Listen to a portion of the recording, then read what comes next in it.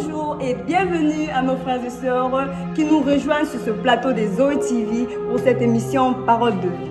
Que la grâce et la paix du Seigneur soient votre partage là où vous êtes. Amen. Aujourd'hui, nous abordons un sujet très profond, un sujet qui interpelle le cœur de chaque croyant. Ce sujet est intitulé « Il te connaît ». Chers bien-aimés, ici, il ne s'agit pas simplement de savoir si nous connaissons Dieu, mais nous devons nous poser humblement cette question. Sommes-nous connus par lui, comme ses enfants, ses amis ou ses serviteurs? Pour cela, nous allons tous ouvrir nos Bibles pour lire les Écritures dans le livre de Jérémie chapitre 1, le verset 5. Lisons la parole au nom de Jésus. Amen. La Bible dit, « Avant que je t'ai formé dans le ventre de ta mère, je te connaissais. Avant que tu sois sorti de son sein, je t'avais consacré. Je t'avais établi prophète des nations. » Amen. Alors, frères et sœurs, pour nous aider à explorer ce thème avec sagesse et éclairage, nous avons l'honneur de recevoir avec nous sur ce plateau notre frère Raji Bongui. Frère Raji, c'était un plaisir, c'est un honneur pour moi de vous avoir avec moi sur ce plateau. Le plaisir est partagé. Donc, avant de rentrer dans le but, dans le vif de ce sujet, nous allons prendre un moment d'adoration. Car si nous sommes ici, ce n'est pas par notre volonté, ce n'est pas par notre force, mais c'est une grâce, c'est un privilège que le Seigneur nous a accordé. Donc nous allons prier, nous allons dire merci à Dieu. Ensuite, nous allons profiter de l'occasion pour recommander notre prédicateur de ce soir entre les mains de Dieu. Que le Saint-Esprit soit présent, qui règne dans ce lieu. Élevons nos voix là où vous êtes. Commençons à bénir le nom de l'Éternel. Éternel, Dieu des armées, Papa, nous te bénissons. Ce soir, reçois le Lord, la gloire et la louange. Parce que tu nous as fait grâce, nous te sommes infiniment reconnaissants. Car c'est par grâce que nous sommes ensemble. C'est une faveur Le privilège éternel, Jésus. Dieu, C'est un de nous privilège pour retrouver, nous Père. d'être ici, Seigneur Jésus. Voilà pourquoi nous te bénissons, nous te célébrons. Reçois l'honneur, la gloire et la Merci, louange. éternel Père de Dieu. Merci, éternel Dieu des armées. Saint-Esprit de Dieu, nous te prions. Papa, c'est toi qui as choisi cet homme. Saint-Esprit de Dieu, viens prendre le contrôle de Alors, ce papa, moment. nous le laissons en tes saintes Que tu mains, Seigneur agisses Jésus. puissamment. Oh Père, qu'en ce moment éternel, Père Que de tu Dieu, effaces, éternel, accorde-nous la Dieu, nos sagesse vies, éternelle, que Père tu de la Dieu. remplaces par Donne-nous celui encore du plus Saint-Esprit. d'éclairage, Seigneur Jésus. Viens sur nous toi, éclairer sur ta parole. Viens nous parler, éternel Dieu. Et dispose Viens conduire tous les moments que nous allons passer sur ce plateau. Viens être avec nous, Saint-Esprit de Dieu. Nous invitons ta présence au milieu de nous, Seigneur. Nous avons ici prié au nom de Jésus, nous disons tous Amen. Amen. Alors, sans plus tarder, mon cher frère, je t'invite à nous parler de ces thèmes. Au nom puissant de Jésus. Amen. En tout cas, je rends encore grâce à Dieu, car c'est par sa grâce que je suis encore vivant et capable de me tenir devant vous afin de parler de la part du Seigneur. Nous allons aborder très bientôt notre thème qui a été déjà donné ou déjà dit avant par la sœur Gypsy. Il te connaît. Je viens par ce thème ce soir, c'est pour enseigner à un enfant de Dieu que Dieu le connaît. Parce que nous, enfants de Dieu, nous avons tendance à désespérer un peu. Devant les situations de la vie, nous avons tendance à lâcher prise. Avant, c'est comme si nous n'étions pas connus de Dieu. Avant, c'est comme si notre vie n'est pas en alliance avec Dieu. Mais ce soir, j'aimerais te faire savoir, toi qui me suis, de là où tu es, que Dieu te connaît. Comme la sœur Gypsy vient de le lire, dans le livre de Jérémie 1, le verset 5. Qu'il te connaissait. Avant même que tu ne sois dans le ventre de ta mère, Dieu te connaissait. Avant même que tu ne sois formé dans le ventre de ta maman, Dieu te connaissait. Donc Dieu te connaissait avant même que tu ne sois né. Voilà pourquoi j'aimerais dire à une personne qui me suit en ce moment, que dans ta situation, dans ton problème, ne désespère pas. Car enfant de Dieu que nous sommes, nous devons avoir en nous cette assurance. J'aime beaucoup cette histoire de Job. Malgré tout ce qu'il avait perdu, malgré les moments difficiles que Job avait eu dans la vie, même si ses amis venaient de tout moment pour lui dire que certes, notre ami, tu as péché, tu dois renoncer, insulter Dieu et t'attendre seulement à la mort. Mais Job était confiant. Job a gardé en lui cette confiance en se disant que mon rédempteur est vivant et qu'il se lèvera le dernier. Il savait qu'il avait un rédempteur. Il savait qu'il avait un Dieu qui le connaissait. Voilà pourquoi nous aussi ce soir, toi qui me suis, tu dois avoir cette assurance que malgré ton problème, malgré ce que tu passes en ce moment, Dieu te connaît. Dieu est capable de changer ta situation. Dieu est capable de t'accorder un témoignage, même lorsque tu ne penses plus recevoir un témoignage. Dieu est là pour t'accorder un témoignage. Donc, comme premier point que nous allons prendre ce soir, c'est de garder ta confiance ou ta foi en Dieu. Certes, les problèmes dans la vie ne manqueront jamais. Parce que lorsqu'on est appelé enfant de Dieu, ça ne veut pas dire qu'on ne vivra pas de problèmes, qu'il n'y aura pas de situations. Parce que la plupart d'enfants de Dieu, nous nous trompons sur ce sujet. Nous pensons que lorsque nous sommes devenus enfants de Dieu, nous n'avons plus droit au combat, nous n'avons plus droit au tourment. Nous devons vivre à l'aise jusqu'à la fin. Or, c'est là une tromperie que nous nous faisons. Même les apôtres ont été tourmentés. Même les apôtres de Jésus-Christ dans la Bible ont vécu des moments difficiles. Mais ce qui faisait leur force, ce qui faisait leur joie, ce qui faisait de sorte qu'ils puissent continuer dans la joie, c'est parce qu'ils gardaient leur foi en Dieu. Aussi longtemps, bien aimé, que tu vas garder ta foi en Dieu, aussi longtemps que tu vas continuer à espérer aux bontés de l'Éternel, parce qu'il te connaît et parce qu'il est capable de tout. Voilà pourquoi j'aimerais dire à une personne que peu importe la situation que tu es en train de passer en ce moment, garde ta foi en Dieu. Garde ta foi en Dieu. Souvent quand je lis ma Bible, j'aime cette histoire passionnante de Joseph. Imaginez-vous un jour, vous vous réveillez le matin, allez rendre visite à vos propres frères. Et au lieu de rentrer à la maison, on vous vend comme esclave. Vous partez en Égypte comme esclave. Et au lieu de servir seulement de la maison de Potiphar, là où il était acheté, il finit encore en prison. Donc tous les moyens étaient réunis afin que Joseph ne puisse pas croire à la promesse de Dieu. Tous les moyens étaient réunis afin que Joseph puisse douter de la promesse de Dieu. Tous les moyens étaient réunis afin que la foi de Joseph puisse tomber. Mais Joseph n'a jamais cédé. Joseph n'a jamais eu le temps d'abandonner la foi en Dieu. Parce que je me dis, lorsque je lis la Bible, que si c'était moi, la sœur égyptienne, devant la femme de Potiphar, on te dit, couche avec moi et je t'établis maître sur toute ma maison. Donc on pourrait se dire, ah, j'ai aussi beaucoup souffert. Dans ma vie, j'ai passé des moments difficiles. Même si je couche avec cette femme, rien ne va arriver. Parce que j'ai souffert. Dieu est où? Est-ce que Dieu me connaissait même? Parce que s'il me connaissait, il n'allait pas attendre ou vouloir que je puisse passer tous ces moments. Donc certes, Dieu ne me connaît pas. Ce qui me reste à faire ici, c'est de coucher avec cette femme et devenir maître de sa maison. Mais Joseph a gardé la foi. Contre toute attente, Joseph a gardé la foi. Il savait que tôt ou tard, la promesse de Dieu va finir par se réaliser. Parce que lorsque je parle de garder la foi, nous devons voir la définition de la foi. On nous dit que la foi est une ferme assurance. Des choses qu'on espère. Et une démonstration de celles qu'on ne voit pas. Joseph espérait à ce que Dieu lui avait dit. Joseph espérait aux promesses de Dieu, même s'il n'avait pas encore vu cela. Mais il espérait aux promesses de Dieu. Il gardait sa foi à Dieu. Voilà pourquoi Joseph n'a pas cédé à la tentation. Voilà pourquoi Joseph ne s'est pas dit en lui, non, je vais profiter de cette occasion. Parce qu'il avait la foi en Dieu. Donc devant ta situation, j'aimerais t'exhorter ce soir de garder ta foi en Dieu. De garder ta foi en Dieu. En fait, la foi est l'une des choses que nous devons, Serge Psy, garder plus que toute autre chose.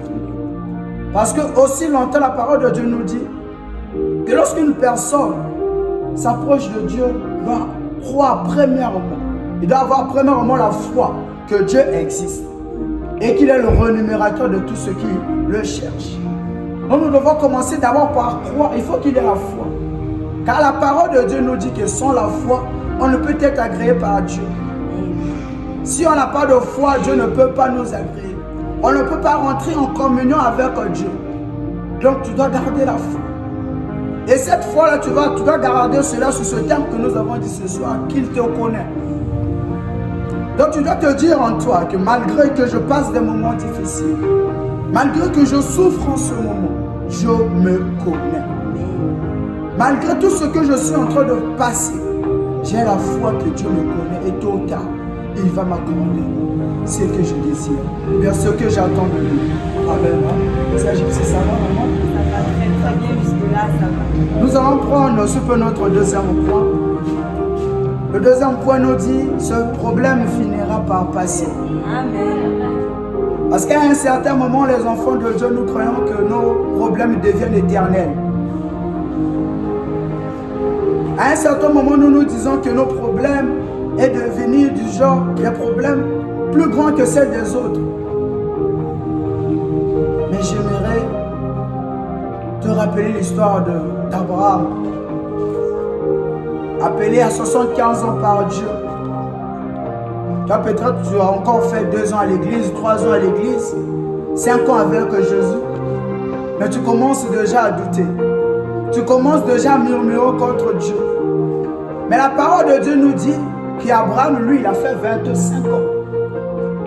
25 ans d'attente. On t'appelle, on te dit, viens, je ferai de toi père des nations.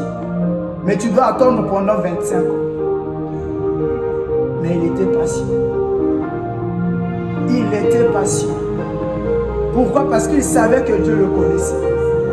En fait, lorsque tu as en toi cette connaissance que Dieu te connaît, la sœur Gypsy, même si les moments peuvent être difficiles, même si tu peux vivre des temps où toi-même tu te dis que Dieu ne me connaît pas. Mais lorsque tu as en toi cette connaissance-là, de savoir que Dieu me connaît te rassure. Cette connaissance-là te donne la foi. Cette connaissance-là fait de sorte que tu puisses te dire en toi que malgré que je vis ce problème, elle va finir par passer. Malgré que je suis en train de passer des moments difficiles, ces moments-là vont finir par passer. Ce qui a fait que Job ne puisse pas céder. Même devant les mauvaises paroles de sa femme, c'est parce qu'il connaissait que malgré que je suis en train de souffrir, malgré que je suis malade, malgré que j'ai des plaies sur mon corps, ce problème finira toujours un jour par passer. Pourquoi? Parce qu'il savait que Dieu le connaissait. En fait, bien aimé, nous devons avoir en nous cette connaissance que Dieu nous connaît. Il dit, avant même que tu ne sois né, avant même que tu ne sois créé, il te connaissait. Avant même que tu ne sois placé dans le ventre de ta mère, Dieu te connaissait. Donc, arrête de te dire que Dieu m'a abandonné, Dieu m'a délaissé. Parce que c'est la chose que nous, chrétiens, nous avons l'habitude de dire. Oh Dieu, jusqu'à quand je vais souffrir? Dieu, tu m'as laissé. Dieu, tu ne me connais pas. Arrête de dire ça. Dieu te connaît. Car il est le créateur. C'est lui qui t'a créé. Et je ne suis pas sûr qu'un créateur peut oublier sa créature. Un créateur ne peut jamais oublier quelque chose qu'il a créé. Imaginez la personne qui a créé les smartphones. Un jour oublier qu'il est créateur d'un smartphone. C'est impossible. Donc de partout il peut être. Il a en lui cette connaissance que j'ai, les smartphones que j'ai créés tous les jours. Donc c'est aussi pareil avec Dieu. De son trône, il sait que j'ai ma fille égyptienne que j'ai créée à mon image. J'ai mon frère un tel que j'ai créé. À un certain moment, les enfants d'Israël en Égypte se disaient, Dieu nous a abandonnés. 400 ans de souffrance en Égypte. Ils ont souffert en Égypte. Ils ont passé des moments difficiles. Mais lorsque le Créateur s'est levé sur son trône pour appeler Moïse et dire qu'il va délivrer mon peuple, car de là où je suis, j'ai entendu leurs pleurs. Donc Dieu aussi entend tes pleurs. Dieu aussi connaît ce que tu es en train de traverser. À un certain moment, nous devons savoir que Dieu attend toujours le bon moment pour intervenir. Dieu attend toujours le bon moment pour intervenir. En fait, Dieu ne veut pas faire une chose que les gens vont dire que non, lui s'il a fait ça, lui-même on savait qu'il est capable de le faire. En fait, Dieu attend un moment où sa gloire sera manifeste. Imaginez un peu l'histoire de Lazare dans la tombe. Avant même qu'il ne soit dans la tombe, on fait appel à Jésus que ton frère bien-aimé Lazare est malade. Jésus se dit, oh, il est malade. Cette maladie-là va arriver pour que la gloire de l'Éternel puisse se manifester. En fait, Jésus savait que Lazare devrait mourir. Jésus s'attendait à ce que Lazare meure afin qu'il vienne pour le ressusciter. Afin que la gloire de l'Éternel de la vie de Lazare soit grandiose. Peut-être Dieu se prépare afin de faire voir sa gloire d'une façon extraordinaire dans ta vie. Donc tu dois retenir ceci, mon frère, ma soeur, que ton problème finira par passer. Amen. Que ton problème finira par passer. Amen. Et de là où tu m'entends, je le déclare en tant que serviteur de Dieu, que peu importe ce que tu es en train de traverser en ce moment, je vois l'Éternel t'accorder la délivrance au nom de Jésus. Amen. Nous allons prendre notre troisième point de prière, qui est Dieu se manifeste toujours dans la vie de ce qu'il connaît. Dieu se manifeste toujours dans la vie de ce qu'il connaît. Si tu as en toi l'assurance que Dieu te connaît, attends-toi à la manifestation de Dieu. Amen. Parce qu'il finira toujours par se manifester. Dieu connaît tout le monde, car c'est lui qui a créé tout le monde. Donc tôt ou tard, il finira toujours par se manifester. Amen. Et pour terminer ce soir, nous allons prendre notre dernier point. Quand tout semble devenir impossible, Dieu lui accorde toujours la possibilité. Quand tout semble devenir impossible, quand tout semble devenir, c'est comme si rien ne va changer. Quand tout semble devenir, c'est comme si un témoignage nouveau ne va pas venir. Quand nous rentrons dans le désespoir, c'est là où Dieu commence à se manifester. En fait, avec Dieu, la sœur Gypsy, nous devons savoir, nous devons retenir que Dieu attend que nous soyons à un niveau où on va se dire que Dieu, de moi-même, je ne peux plus, pour qu'il se manifeste. En fait, si tu te crois capable de tout, Dieu ne va pas se manifester. Dieu attend que tu arrives à un moment, à un stade de la vie où tu te dis, Dieu, moi-même, je ne sais plus quoi faire. Moi-même, je ne sais pas comment arriver là où je dois arriver. Moi-même, je ne sais pas quoi faire pour amener la solution à telle situation, à telle situation. C'est là où Dieu veut vouloir se manifester. C'est là où Dieu va venir pour accorder un témoignage nouveau. Donc, ce que nous devons retenir, c'est Gypsy, que nous devons faire de Dieu, nous devons prendre Dieu, le mettre devant de la scène.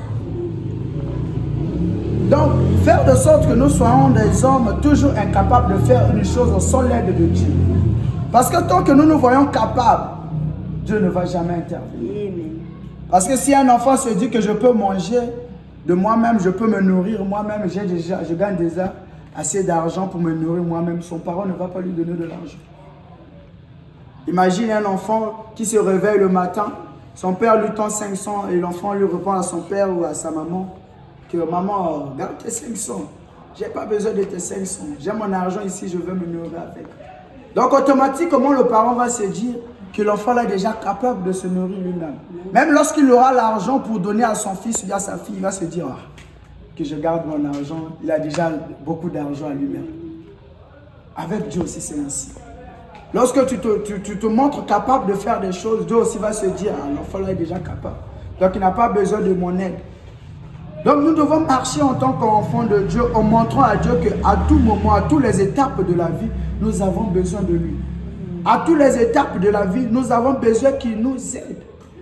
Parce que sans Dieu bien-aimé, je tiens à vous rassurer, on ne fera rien de bon. Parce que l'effort humain a des limites. Alors pourquoi la parole de Dieu nous dit que la chair, elle est faible. Tu peux commencer bien. Tu peux croire arriver jusqu'à la fin.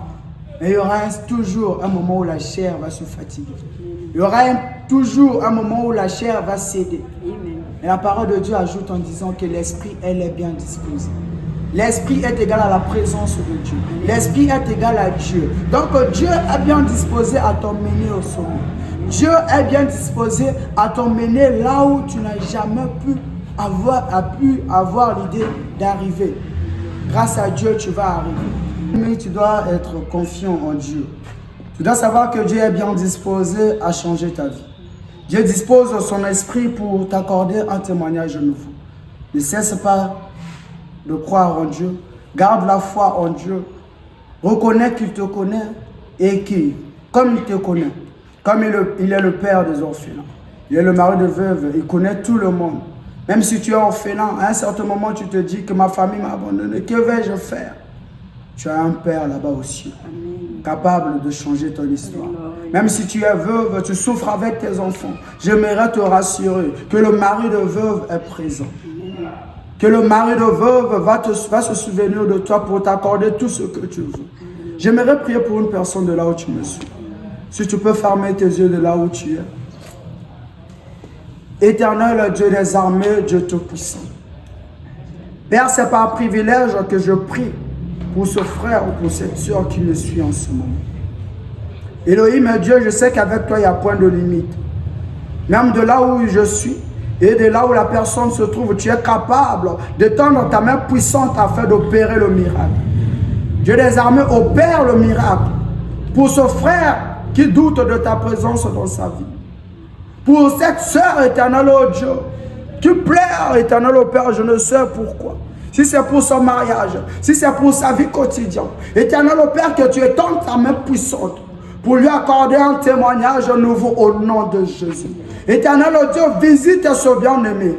Que son problème, éternel, oh Dieu, soit changé. Que son problème, éternel, oh Dieu, soit changé en solution dans le nom de Jésus. Elohim, Dieu, tu es capable de tout. Et voilà pourquoi, Père, parce que tu as visité ton peuple, parce que tu as étendu ta main puissante, éternelle, au Père, je te bénis, je te célèbre, je te loue. Que l'honneur, la gloire et la louange te reviennent. Élevé et exalté soit ton Seigneur. Merci, Seigneur Dieu des armées. Merci, Père Céleste. C'est au nom puissant et glorieux de Jésus que nous avons ainsi prié. Au nom merveilleux de Jésus.